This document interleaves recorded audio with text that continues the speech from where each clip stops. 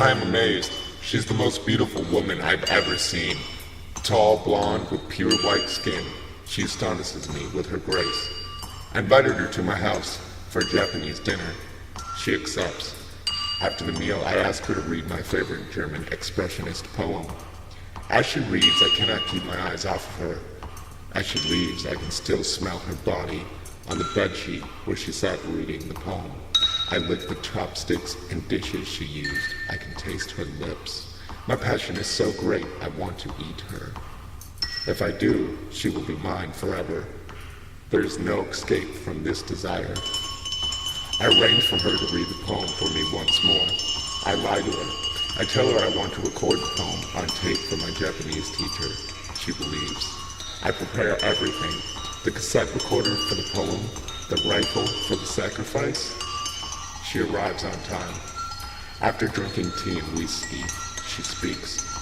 She smiles at me, but I know inside that I'm the strangest one of all. Her yellow sleeveless top shows off her beautiful white arms. I can smell her body. I turn on the recorder as she starts to read. She speaks in perfect German. I reach for the rifle hidden beside the chest of drawers.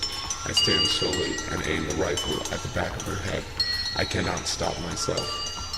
There's a loud sound and her body falls from the chair onto the floor. It is like she is watching me. I see her cheeks, her eyes, her nose and mouth, the blood pouring from her head.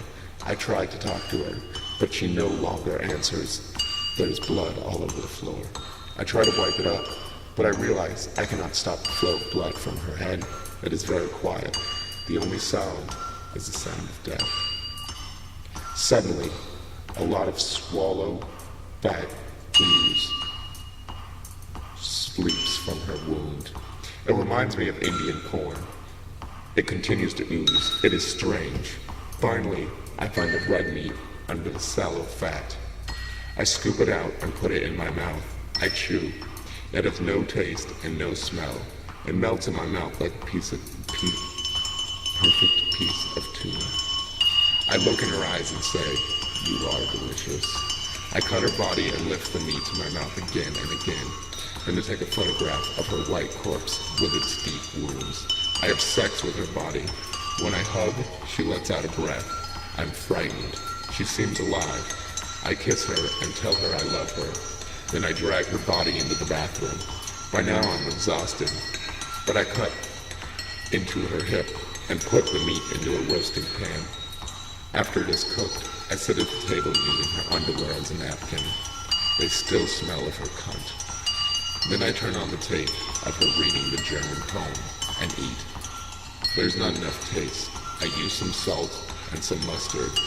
Now it is delicious. High quality meat. Then I go back to the bathroom and cut off her breast and bake it. It swells while it cooks.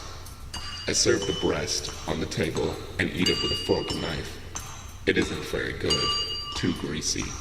I try to cut into another part of her body. Her thighs were wonderful. Finally, she is in my stomach. Finally, she is mine. It is the best dinner I've ever had. Afterwards, I sleep with her. Next morning, she is still here. She doesn't smell bad. Today, I must finish cutting up her body. I have to put it into suitcases and sink it into the lake.